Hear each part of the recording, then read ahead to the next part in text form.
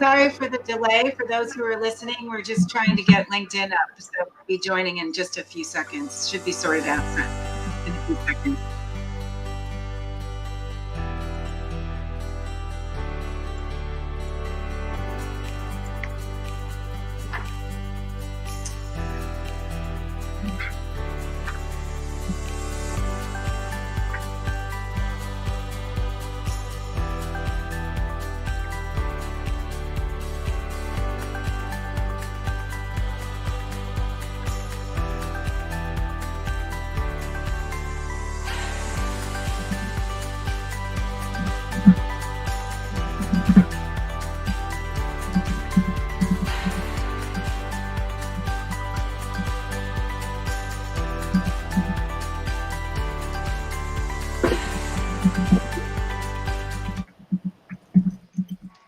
Hi, welcome to everyone, and thank you so much for joining us in our inaugural Rockefeller Foundation Breakthrough Series. So this event today is about the COVID National Testing and Tracing Plan that the Rockefeller Foundation put out first in April and updated last Thursday.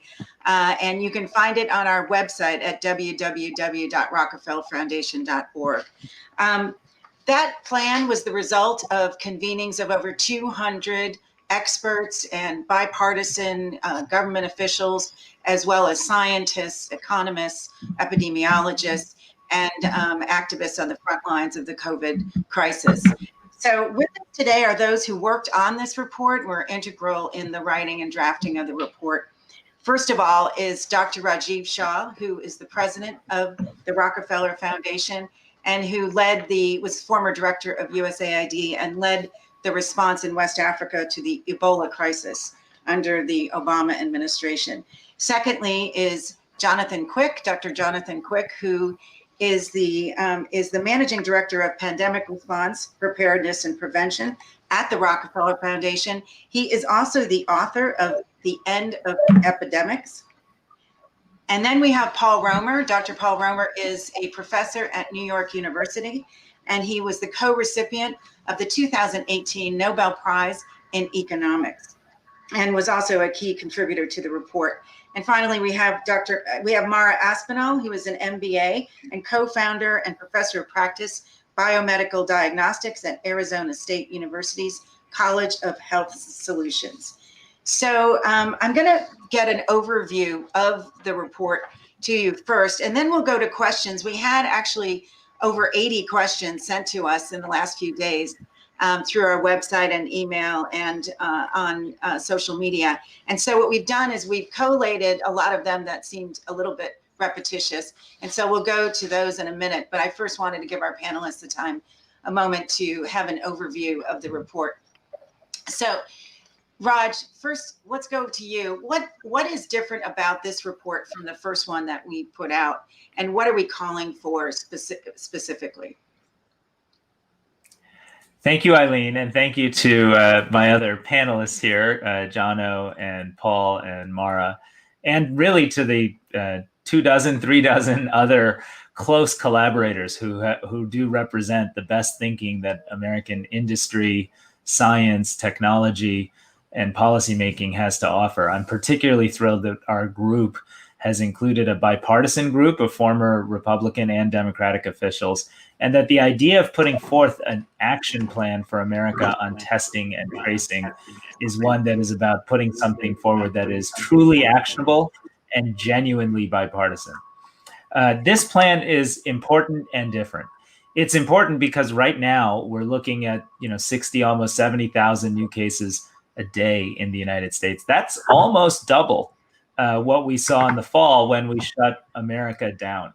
And the reality is, with the flu season approaching and tens of millions of people having symptoms that look and feel like COVID-19, if we're not able to distinguish between those symptoms and this debilitating pandemic threat, COVID-19, we will once again be faced with a stark choice: shut America down and deal with all the economic devastation and human suffering that comes with that, which, by the way, is disproportionately placed on the shoulders of lower income and minority Americans, or stay open and watch tens of thousands of additional Americans die. I think the numbers we're at already are unconscionable for this nation. And again, the deaths are largely disproportionately amongst lower income and minority Americans and family members of essential workers and the like. So we put forth a plan that we think is another way out. And the plan centers on the basic concept that if you use testing both as a tool to get on top of the epidemiology and as a screening tool to help institutions, companies, essential workers, and critical American businesses stay open and active and do so safely, that is a better alternative to either of the other choices. And the first plan called for a 1-3-30 plan. It was saying that I think when we issued it, we were at 600,000 or 700,000 tests a week. We thought we could get to 3 million tests a week using PCR testing and university and laboratory diagnostic capabilities. Today, we're at 5.4 million tests a week. And back in the spring, we said by the time the next flu season hits, we've got to be at 30 million tests a week at a minimum. And we have to have new testing technologies, screening tests that are cheaper, that turn around the result much, much faster, and that can be much more accessible and easy to use, point of care, even home kits, so that more Americans can regularly understand their status and go to work feeling safe. And that's really what the plan that we just put forward, the update, offers. It offers a roadmap to get to 30 million tests a week. That roadmap starts with a $75 billion investment to make sure these tests are ubiquitous, freely available. It includes an analysis of the testing technologies that are now available, antigen tests, pooling testing technologies, and other technologies that can be cheaper and easier to administer. Some of those tools are on the market already, and we applaud the federal government for using them in nursing homes, for example, the Becton-Dickinson test and the Quidel test. But you'll hear from my colleagues about a broader set of testing technologies that will be available in the next few weeks and the next few months. And it calls for a renewed effort to make sure that, that schools, that nursing homes, essential businesses, healthcare facilities have real protocols that allow them to understand how to use screening tests to stay active, open, and available to their key constituencies and those they serve. That has yet to be forthcoming from the Centers for Disease Control, and members of our group are working on producing, just in the next few weeks, detailed protocols for those types of communities. Taken together, and in addition to that, making sure we continue to optimize contact tracing and continue to focus on communicating the right health behavioral messaging to communities via community leaders and those they trust, and in particular for lower income and minority communities. Taken together, this plan represents an opportunity. And it's an opportunity to make sure that with a relatively small investment, $75 billion, I'll let Paul describe why that's small, and with a real focus and sense of purpose and understanding that we are all in this together, we can overcome COVID-19, and we can make sure that in a hopeful and optimistic way, we can make sure the fall is not another national nightmare. But if we don't act now, if we just pursue the status quo, which I don't think anyone is recommending, we will be in a place that's very, very difficult come early October. So that is really what this is all about. And I'm happy to continue to share my thoughts, but I'm most excited that the plan we put forth really represents learnings from our work in more than 30 communities, states, and cities around the country, and a partnership between an extraordinary group of experts, some of which you'll hear from today. Thank you, Raj. And Jono, can you tell me what are the factors that we're considering in the protocols for, say, schools and businesses and others across the country? Is it a one size fits all? No, absolutely not. And in order to have effective protocols, number one, we need the tests. Number two, we actually need those protocols in terms of what intensity of testing is recommended. And then we need to be clear on the actions. And you've heard a little bit from Dr. Shah, and it's really clear. We've increased the diagnostic testing 5-fold over the last 14 weeks. We've got to do another 6-fold to get to that 30 million. And that's all the point of care and home testing. And there are at least 20 in the pipeline. And the good news is they're not sort of the Q-tip to the brain kind of testing, but nasal swabs, saliva, breath possibly. So really exciting things. For the protocols, we are indeed partnering with the Duke Margolis Center to develop those. Right now, we're hearing things all over the map in terms of the intensity of testing. And so we're looking at some of the pioneer communities, Aurora, Colorado, Santa Clara, but also partnering with communities in New Orleans, Louisville, Tulsa. And the key thing, we've got 80, just on students, 80 million K to high school students, university students, teachers. So we really got to get this right. Number one, risk assessment, the likelihood of infection. It's not a one size fits all. Communities with very little spread don't need as intensive testing as communities with a lot. The tests, we've talked about the importance of it being fast, convenient, rapid turnaround so we can take action right away. And finally, being clear what to do with the results. The reality is that once an outbreak gets started in a school, if it gets ahead of us, if we haven't caught it early, it's going to get to the teachers, the bus drivers, the food services people, into the homes. So being very clear with frequent, fast testing. And we're going to have to move fast. We have orders of magnitude to increase in testing, but we know the direction. We're going to learn from pioneering communities that we work with how best to implement and use the results of those tests. Thanks. And I want to go to Paul right now because this $75 billion is a huge price tag for testing. Why would we spend that amount of money? I mean, and why is the speed of reopening concerning on one level, but also on the economic level necessary? Yeah, a couple of weeks ago, the CBO did an estimate of what GDP growth is going to look like in the coming years. And their conclusion was that the pandemic is going to cost the US economy $8 trillion. So that's $8,000 billion in lost output. That estimate was at a time when people thought the economy could be opening up and that we were starting the recovery process. What we've seen since then is what many of us were predicting. If you open up the economy and don't do anything else to slow the spread of the virus, you're going to get a surge of cases. Now increasing deaths. Deaths are up by 50% compared to about 2 or 3 weeks ago. So then now the economy is starting to slow down again. So we're stuck on this seesaw behavior, which means that the total loss in output is going to be larger than the 8 trillion the CBO was counting on, because it thought we could just maintain this recovery trajectory.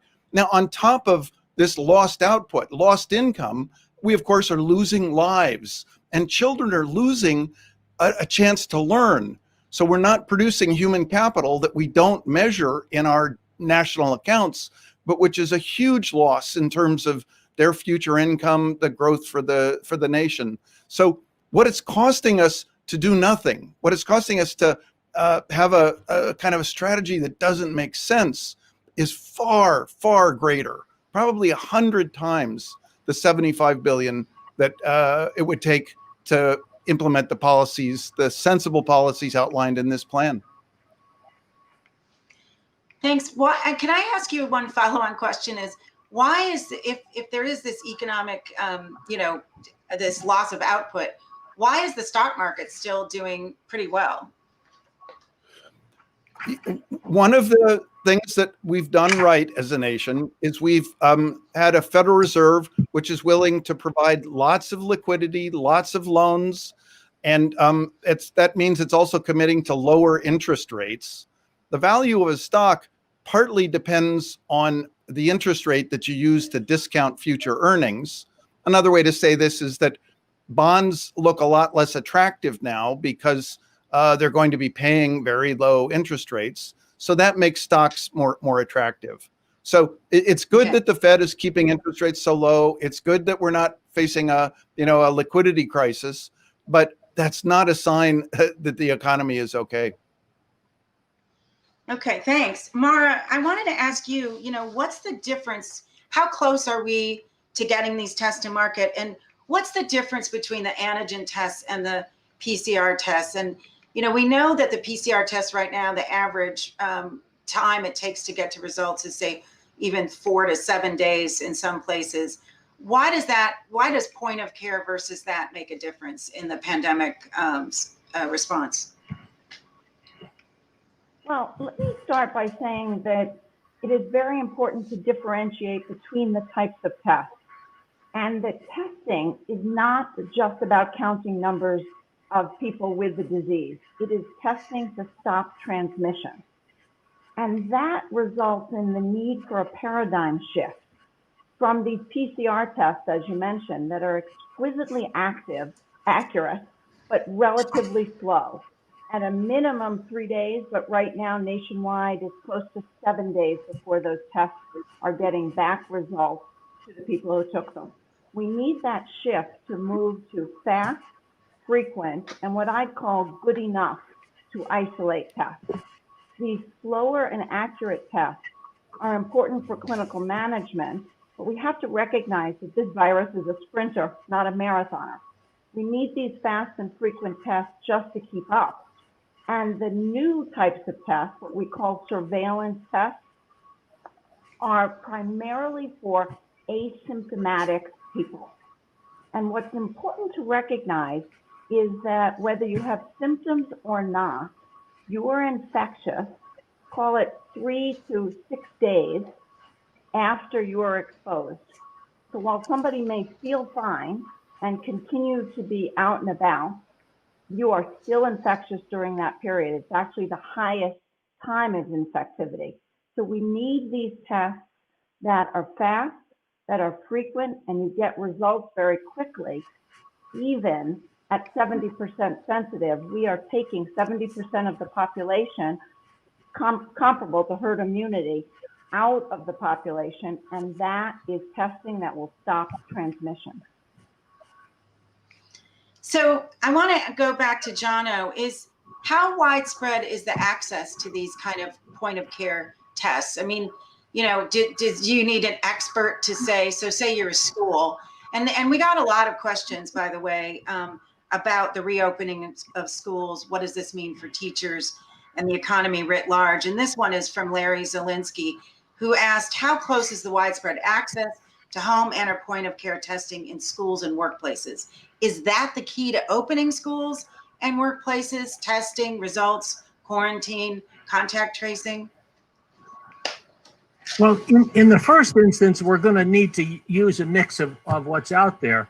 And part of the delay is the pressure. The delay we're seeing with the PCR test, the diagnostic test, is the pressure that they're also now being used for screening. So we have the screening tests available. The technology is there. It's actually pretty easy to learn how to use. But the problem is we don't have the volume of tests. I mean, if we're talking 25 million additional tests per week, that's a huge scale up. And that's why it is so important to support the companies that have come out with their new products, and to really line up the funding and to assure that we can scale. I mean, by bringing together the resources and the companies, we got 5-fold in 14 weeks with the diagnostics. But those were existing technologies. So, hence, part of that 75 billion is investing more than we are in providing the financial security and assurance for companies to scale up, and also fast approval by the U.S. FDA review, not just blanket approval of these newer tests, because we will only be able to get the scale we need when we have many more of these new rapid tests on the market. Eileen, the other thing, this is Paul. Yeah, Paul, go ahead. Sorry, if I could just weigh in here. The economics are an important part of this discussion. Mara is exactly right that things like an antigen test is going to be critical to screening, because what we're talking about is screening testing that finds people who are positive and gets them quickly into isolation. Antigen tests may be the right solution at scale because they'll be less expensive. We'll get quick results. They may not be quite as sensitive as PCR, but they'll be very good for this screening purpose. But I want to be clear that there are already, I've seen devices for doing PCR at the point of care, like in a doctor's office, in a school. There's even a home PCR one-time use device. It's about the size of a can of soda. And these are going to be they're going to hit the ideal of very accurate and very quick. The problem is they're likely to end up being more expensive. So depending on how much money the federal government provides, we may not be able to afford to do all the PCR tests we could do in a school building. But if we can do all of the antigen tests in a school building, that will be plenty of testing to make schools safe. Mm-hmm. And I want to ask you, Mara, what the characteristics are that you think we should get in these tests. Like some of them still take 15 minutes, the kind of test that you think is optimal. And I also wanted to ask you, this was from Wendy Diller, the performance characteristics. So which ones do you suggest as guidelines for this sort of screening test versus diagnostic testing, and how to use each one of them? But I also want to ask you, Mara, as someone who's very familiar with the industry, where should the investment go? Because what's wrong with the way that the industry and the sort of supply chain works? Because that's really the impediment to scaling up. And if you can explain that to people, I think that's what's confusing as to why can't we just get 100 million tests tomorrow? Well, sure. Let me start with the characteristics of these surveillance tests. And as Paul described, it's important to recognize these are tests for people without symptoms. And it's done to get infectious patients with or without symptoms out of our community for a period of time until they have recovered. So I talk about it in terms of having 5 different characteristics. Number 1, fast results. I believe they need to be 15, 20 minutes so somebody is not going home and we don't lose them to follow up. Number 2, the patient sample needs to be easy to get, ideally by the patients themselves. So we don't need to add cost and time by bringing in a healthcare professional. Number 3, they need to be convenient so the results can be read in real time and you don't have to go elsewhere to a lab, to a hospital to get the answers. Number 4, and we've all talked about this, the cost needs to be low. They need to be cheap enough that an individual can be tested once or twice a week. This is possible with a $5 test. It is not possible with a $50 or $100 test. We can't have individuals or the nation go bankrupt on doing this, so we need that cost to go down. And number 5, it's about sensitivity. We talked a lot about this. These PCR tests are exquisitely accurate. So they have essentially 100% sensitive, but they're meant for clinical management. Those are what's called typically diagnostic tests. If we go to these surveillance tests, they need to be a minimum of 70% sensitive, but the good news is the tests that Paul talked about and others are closer to 75 or 80% sensitive. So they are ideal to be using on a regular basis for those who have a lot of exposure, like schools, nursing homes, congregate housing, healthcare professionals. They can use them on a very regular basis. So those to me are the 5 characteristics that are critical for this type of surveillance testing, which needs to be the majority of testing moving forward. Your second part of your question, Eileen, is you asked about why can't we just scale up? Let me start by saying the national labs, the regional, the hospital labs are working incredibly hard.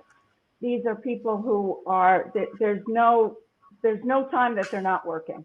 They are working constantly. They're using their instruments constantly. and they are working in shifts almost literally around the clock throughout our country.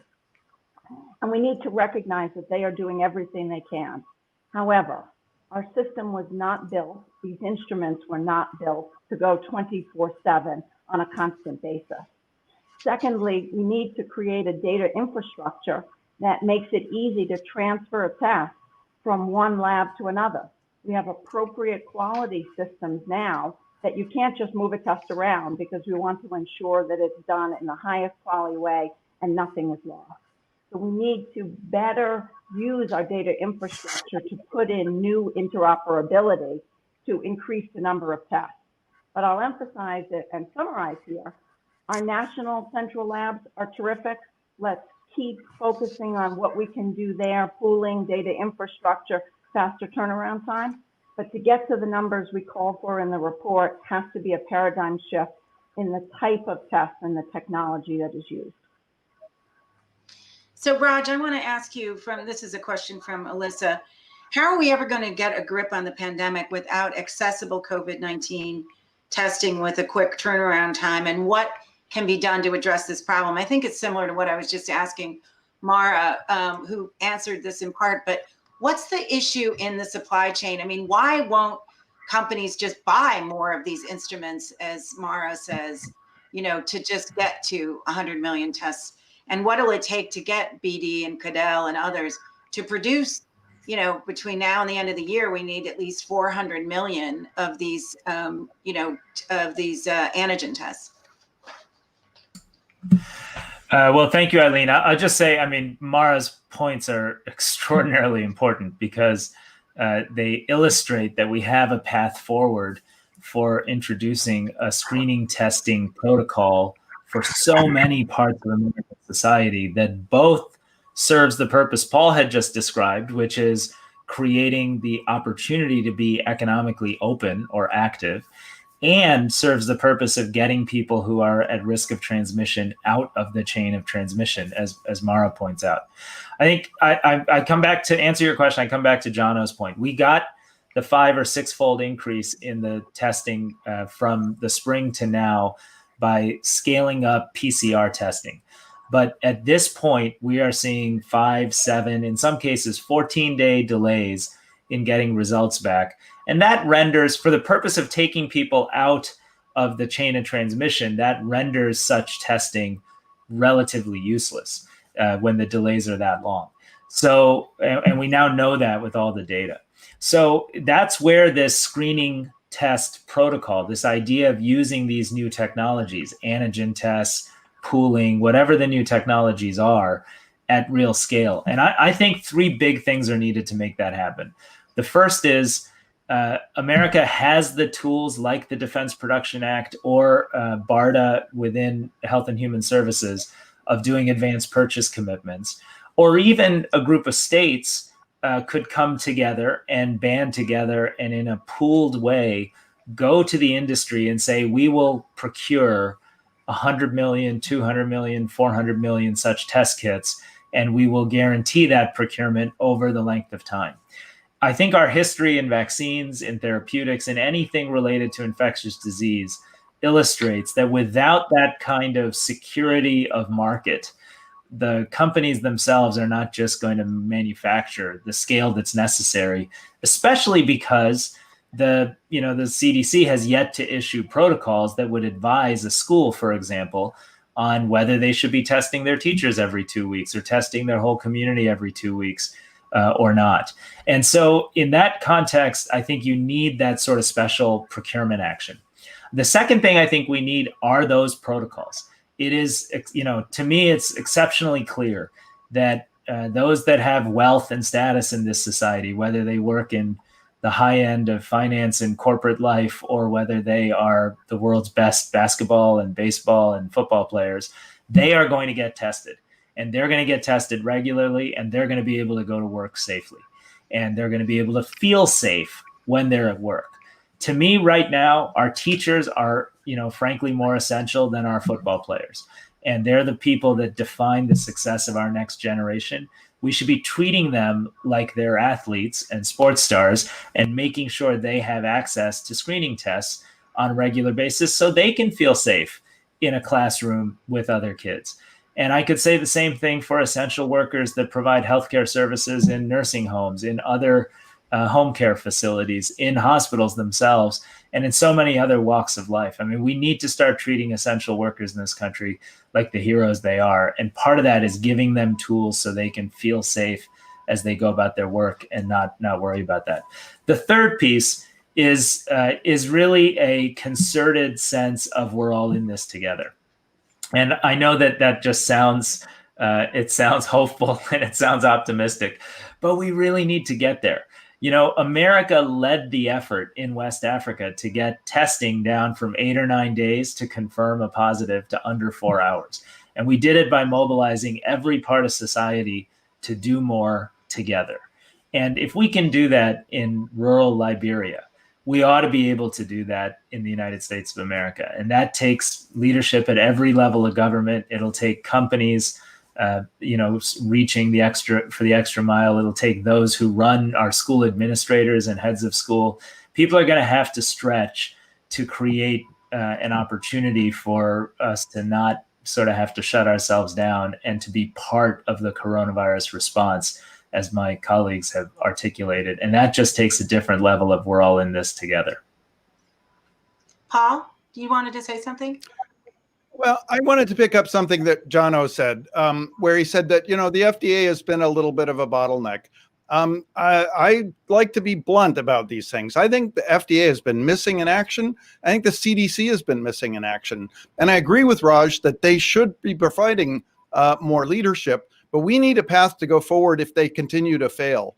And for example, we have pool testing being used only because the state of Nebraska decided to just violate the FDA regulations and do it because of the governor's say so that they should move ahead and do it. Then eventually the FDA came along and ex post kind of said, okay, well, sure, that's permitted.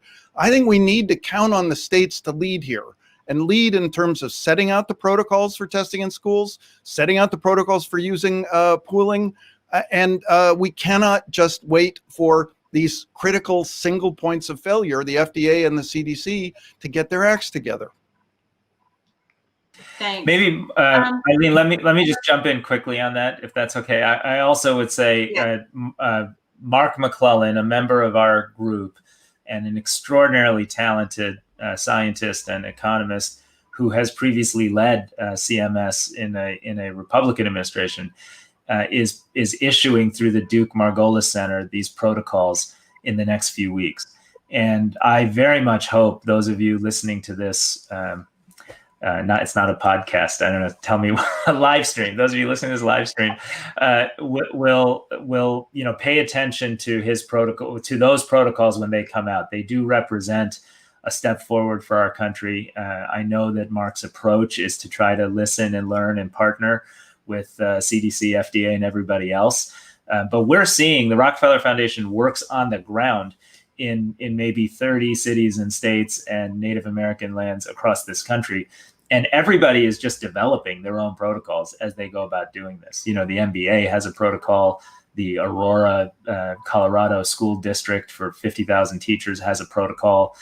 People are just doing it on their own. And I think Mark's going to make a real contribution to our country in a couple of weeks, and wanted to make sure we made that visible to folks.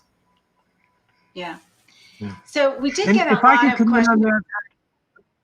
that. Sorry, go ahead. Well, just to point out, one of the characteristics which we haven't quite grasped with a new pandemic, with a virus we've never seen before, is a continual learning one, and sharing, and being able to make purposeful changes in the direction. So those 30 communities that Raj Shah talked about, they have a cross learning. They're sharing. They're going in their own creative direction to begin with, but they're learning. And that's what we need to do, is take a continuous improvement approach to how we fight this pandemic, and be open to changing direction when we have new information, and not look back and say, oh, well, those folks 3 months ago got it wrong. No, you try something, you learn, and you move ahead. We really need to understand that dynamic that's true in pandemics over the last 100 years. Yeah, and the point of like not second guessing scientists as they learn is an important one. So this actually comes from Claudia Eisinger, but it's a question that is similar to many other questions about necessary changes in the mindset and actions when it comes to preventive measures, such as masks, hand washing, social distancing. So Claudia asked, in this plan, what communications efforts are being implemented to help increase cooperation with contact tracing? And I can answer that one, is that we are actually developing a communications toolkit, bringing together a lot of other experts on behavioral science, public health, communications, even marketing and ad agency experts. And so many people have come together and contributing to this. And we're also pulling together a lot of research on this. But the typical ways that people communicate about public health that has been successful for, hundreds of years have actually not worked this time because of so much sort of misinformation. And also, I would be honest, the politicization of kind of public health messaging. So we do have to all come together, as Raj has said, but we are working on both a communications toolkit for states and local communities. And most of that revolves around using local messengers who are trusted by people to talk about the things that we know work, which is mask wearing, hand washing, social distancing, and also the fact that we have a lot of tests. There's a lot of people reluctant to be tested because they're concerned about if they're going to have to go into isolation, what will happen to them, or if they give up contacts to their friends and their friends need their job and they're going to be forced also into isolation. And so we're also trying to work with communities to connect wraparound services that are available for people who go into isolation, like delivery of food or medicine, or also rent vouchers, so that they don't lose their housing and they don't lose their job and other things. And so the only way we're going to get ahead of the pandemic is to connect tests very quickly to contact tracing and also supported isolation, as well as the entire country coming together around the wearing of masks and social distancing and hand washing. So a lot is being done on communications. So why don't I go to the next question, which is that this is to Raj. Recognizing that this pandemic has a disproportionate impact on low income and minority communities due to systemic inequality, how will this action plan ensure that all vulnerable communities will be supported? So Raj.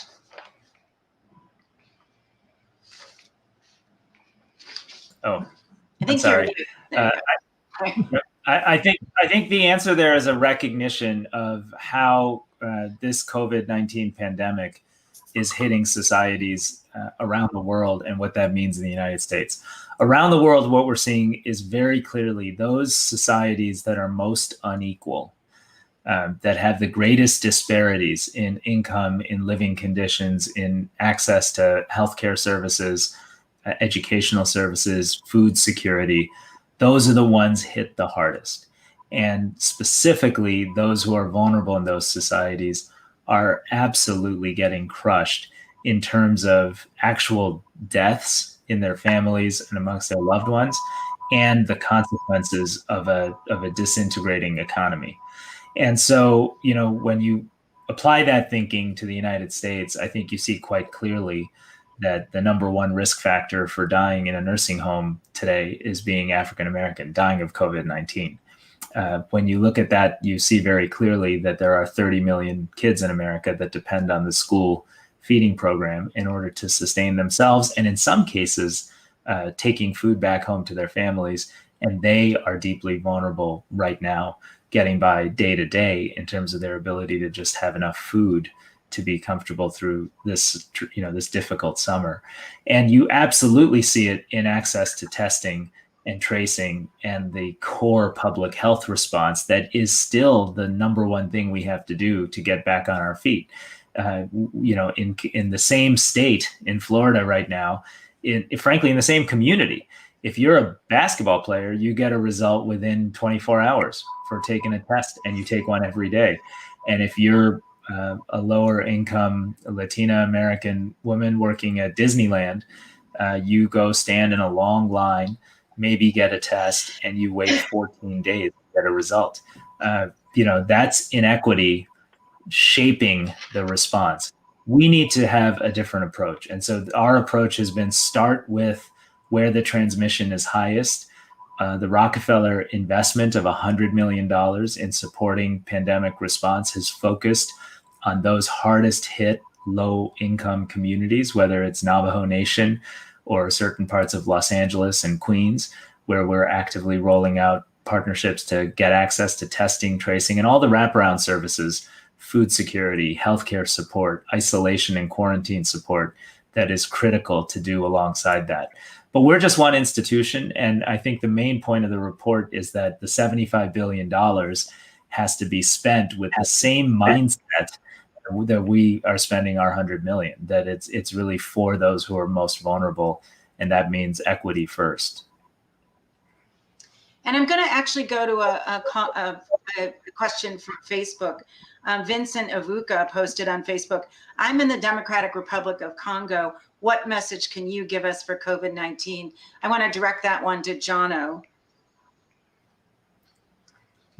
Well, first of all, I mean, I've been in DRC and understand very well the circumstances you're under, and so what the advantage that Africa has now that it didn't have a decade ago is a strong and growing center for disease control with a superb leader, and so I think it's a matter of. I mean, testing is part of this, and we're working to support efforts to develop locally made, Africa-produced, low-cost testing, and it's also working out in some of the crowded communities that you have in the urban areas there. What are the ways of preventing some of these super spreader events? And it's cross learning. So we're also supporting cross learning in countries where folks from different parts of the country can really share what's worked there. The same basic process of distancing when you can, masks and all. It's tough to do there, but there is a lot of support coming in through the foundations, through international organizations, along the same core lines of how do you stop transmission with behavior, getting tests up and continuing to scale there, and then where it's possible, do the contact tracing and follow up. And also recognizing it's just a huge hit to the economy. And the trade-offs is, so pandemics kill three ways. The virus itself kills. People die because of the disrupted health services, and this is a big issue for Africa right now, is the falling immunization rate. And the third way is they kill through the disruption of the economy. And we know from just the 2008 financial crash alone, maternal mortality went up, child mortality went up, cancer death just in the high-income countries, we lost 250,000 people from disrupted cancer care. So it's really making those trade-offs and recognizing that it's not a matter of saving lives or saving the economy. It's finding ways of getting that balance to do as much as you can on both of those. Great. So, Paul, we've gotten a lot of questions about vaccine development and adoption. I'm going to actually combine a couple questions for you. So this one from Lawrence Poster. All the world in the U.S. is, of course, hopeful that one or more truly effective vaccines will be developed. But what if the development proves elusive, or that such vaccines prove short-lived in their effectiveness? If the U.S. and the world has to deal with COVID-19 for a long time to come, what is the optimal way to open the economy and protect public safety? And also from Jeffrey Budis-Setianto, what sectors must be accelerated to energize the American economy? And I know you have, obviously, for this next stimulus bill is about to come out, and I know you have your personal ideas about what should be in that. So maybe talk about that as well as what needs to be in that for testing. So the good news is that the United States government is doing many things that are speeding up the delivery of effective vaccines. BARDA, this agency that Raj mentioned before, is doing a terrific job of getting the leading firms working on the vials and the manufacturing process and all the things that they'll have to be ready to do after they get the approval from the FDA that their vaccine is safe and effective. Usually all of those things come after approval. BARDA is making these purchase pre-commitments and making big billion-dollar commitments right now to get these firms going right away.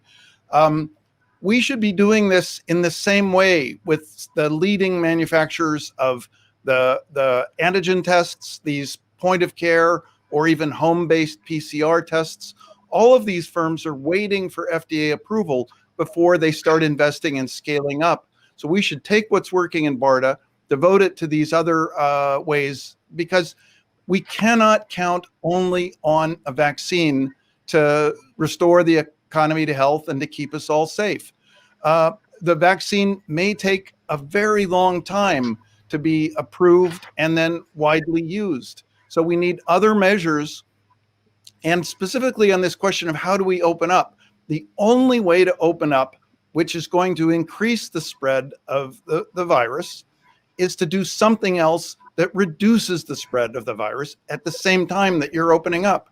And the easy thing we could be doing a lot more of is finding the people who are infectious, getting them into isolation. So if we were investing much more aggressively right now on scaling up these testing technologies and making that part of what's in this current bill, we could have a much more diversified portfolio and be much more confident that we can quickly get back to a normal economy. And let me say that I think there are very reassuring signs that the Republicans in the Senate, the Democrats who control the House, all understand the importance of testing and are all committed to spending resources on this. And there's a lot of other complications and some naysayers, but they will get to the right solution and it will make a big difference for us. So thanks. And Raj, one of the questions came, I'm skipping ahead to a question. One of the questions came from Thorne. You know, there's been so many problems in society been uncovered by the COVID crisis, in terms of, food supplies disrupted, other things. And we've also seen, as you pointed out, the problems for essential workers, underpaid with very few resources to weather any kind of storm. So what does the future look like 5 years from now from the Rockefeller Foundation's perspective? That's from Thorne. Well, thank you, Thorne. I would say at the Rockefeller Foundation, we take pride in being relentlessly optimistic. So we look at a COVID crisis right now that is an unfolding disaster, and we see the opportunity for a relatively modest $75 billion investment to turn things around quickly enough to protect us this fall. In the same way, I'm relentlessly optimistic about the American society, economy, and character. I think that the sense of awareness of inequality and injustice that has inspired everything from protests in the streets peacefully around racial injustice to thank you signs on people's lawns that recognize and thank those that now deliver food and health services and other care and considerations to your home, are all a recognition that more and more Americans see that we can be a place where we all embrace the idea we're in this together. And being in this together means building a less unequal and a more optimistic society. So the Rockefeller Foundation has supported efforts to get cash transfers in the form of earned income tax credit and refundable child tax credits into the hands of those working families that are otherwise suffering. We've supported efforts to get more capital into African-American and minority-owned businesses across the United States. We have worked with our partners to make sure that the stimulus actions, as best we can, represent the best thinking in how to do that in a way that has some justice and equity embedded in it. And we continue to work on a long-standing food systems mission at home and around the world to make sure agricultural production is strong, is nutritious, and supports those who are most vulnerable, particularly at times of crises. I know this conversation has been a lot about the United States, but right now we're so active in trying to avert a coming hunger pandemic in Africa. And we all know it's going to be a very long and difficult hungry season. And there's so much more we need to make sure we're doing through our partners there to make sure that we're in fact protecting those who are most vulnerable. But thank you for your question. And Jana, what in terms of the public health system, what would you like to see 5 years from now in terms of what could be possible for preventing or better managing a pandemic? What's necessary? Well, number one, what's necessary is to invest in what we know works. The problems we're having now didn't start in January or 3 years ago. We, after 9/11, created a big public health response fund, and that has slowly dwindled down. We're spending, going back to the 2012 Affordable Care Act, where there was a major prevention budget laid out over time. We're spending half of what we should be spending, so it's no surprise. Over a 6-year period after the financial crash, we defunded and destaffed 45,000 public health workers. So I think number one is to be sure that we actually invest in the system that works. I think the other thing is building what I would call pandemic literacy. People need to know what the mind works differently in emergency, and you can't just all of a sudden, as a governor or as a president or as a school teacher, come into this without some basis. So I think that's the second thing. It's building from schools all the way up to the top level awareness, so that you don't spend your first few weeks kind of finding the prevention plan and having the conversation, is this serious or not? We're already prepared for it. And I think those are two of the most important things that we could be doing. Okay, we're kind of at time, but I want to give Mara and Paul an option to answer that question. What'd you like to see 5 years from now, Mara? Well, what I would like to see is these realistic and actionable steps to urge political and community leaders to think about the future. In addition to Jano's two key issues, we need to invest in new technologies. Jano spoke about the fact that we have to be aggressive in understanding the data and then moving forward with strategies that work. Whether it's this pandemic or potentially others in the future, we need to take back control. And it doesn't matter what your politics are, testing and information provides knowledge, and that knowledge is power. And in this case, to provide that knowledge, we need to have that paradigm shift. But I think most importantly, we need to be having that national conversation, not only at the national level, but engaging community leaders at the state, at the region, and at local, to ensure that clear messages are going out and that we move forward in an aggressive but logical way and use the information we gather to be able to understand what's happening today and what is likely happening to the future. And then when we do that, we will have the greatest database we've ever had on health information in the U.S. and around the world. Let's use that to create better health and to avoid future pandemics in the way that we have been challenged this time. Paul? So I'd like to see two things, and I think we will see these things. The first is, throughout society, we need much more attention to robustness and resilience of our systems. It's not enough to have a system that works very efficiently in good times if a small shock can send us off into some, terrible disruption. So we need to build in resilience. This means we need to eliminate single points of failure. We need to be thinking about that in terms of supply chains. We also need to be thinking about that in terms of our governance structure. We have the 50 states. They're the laboratories of democracies. We need them to be confident and well-resourced and ready to move the next time one of these pandemics hits us, because there will be another pandemic. And then if the CDC fails for weeks to get a test that works, the states can move ahead unilaterally. We won't be held up next time. The other thing that I think we'll see is that we're going to recognize that this pandemic is going to be an inequality amplifier. Everything, as Raj was saying, everything about the health outcomes, the educational outcomes are going to be worse for the disadvantaged. The positive offset is that as a society, we seem to now be much more aware of these issues, paying attention to them, as illustrated by this chronic problem we've had with police violence against people of color. So I think we're going to be dealing with a lot more inequality, but as a society, we're going to be much more focused on doing something about it.